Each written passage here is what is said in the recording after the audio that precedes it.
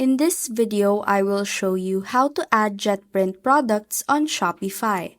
Start by logging into your JetPrint account. On the left side of the screen, click on Integrations. From here, look for Shopify and click Connect. A new tab will open. Make sure you're already logged into your Shopify store, then just click Open to link JetPrint with your account.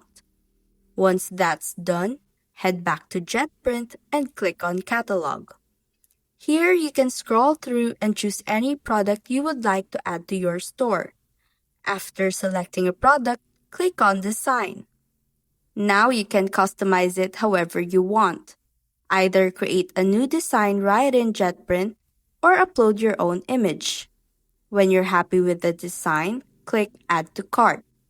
Give it a moment and you will see the product added and ready to sync with your Shopify store.